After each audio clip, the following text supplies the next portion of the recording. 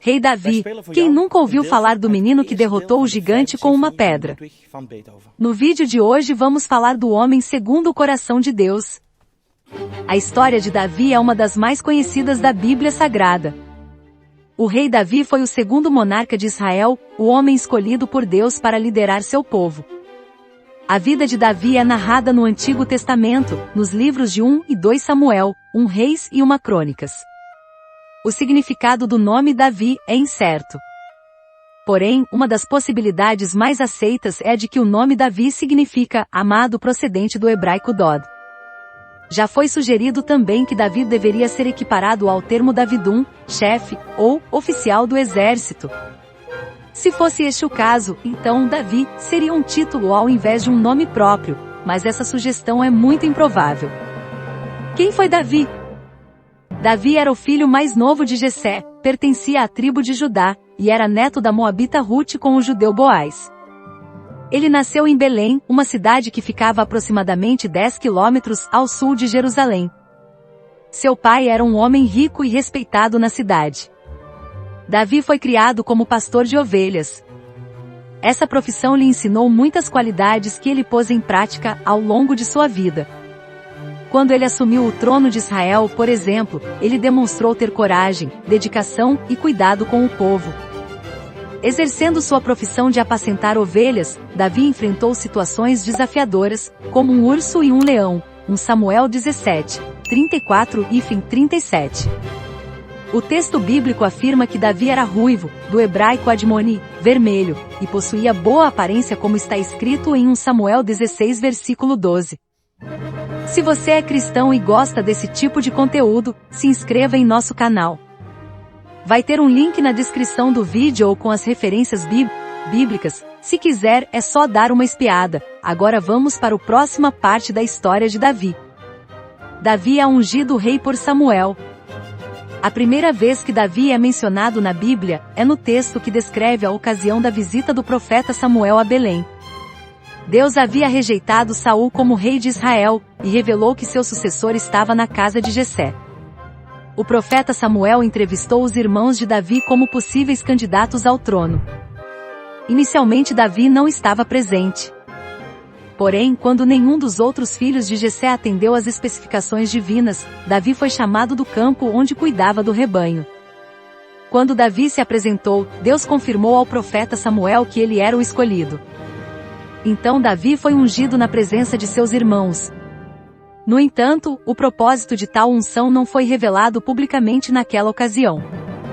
A maioria dos comentaristas entende que provavelmente os que estavam presentes naquele momento entenderam que talvez Samuel estivesse ungindo um possível sucessor em seu ministério profético. Seria algo semelhante ao que fez o profeta Elias ao ungir o jovem Eliseu como seu sucessor. Seja como for, o importante é que a Bíblia afirma que a partir daquele dia, o Espírito do Senhor se apoderou de Davi. Apesar de ter sido escolhido por Deus, ainda demoraria algum tempo até que Davi fosse reconhecido pelo povo como rei. Davi e Golias. Um episódio que trouxe um extremo reconhecimento a Davi entre o povo de Israel foi quando ele enfrentou e matou o gigante filisteu Golias, 1 Samuel 17. Davi havia saído de casa para levar alimento aos seus irmãos que eram guerreiros, bem como colher informações para seu pai sobre a batalha contra os filisteus.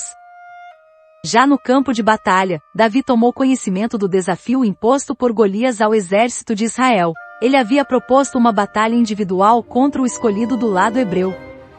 O lado vencedor determinaria o resultado da batalha. Esse desafio já durava 40 dias, mas ainda ninguém havia sido escolhido para lutar contra Golias. Para os israelitas, lutar contra aquele gigante parecia ser um suicídio. O próprio rei Saul entendia os riscos daquela escolha. Por isto ele ofereceu muitas recompensas para quem se prontificasse a lutar contra Golias. Além das recompensas, Saul também ofereceu a mão de sua filha em casamento. Quando Davi se ofereceu para aceitar o desafio do gigante filisteu, ele recebeu o melhor equipamento militar entre os hebreus. Porém, ele recusou a oferta, pois não conseguiu manejar a armadura. Na ocasião do combate, Davi utilizou a pedra e uma funda como arma.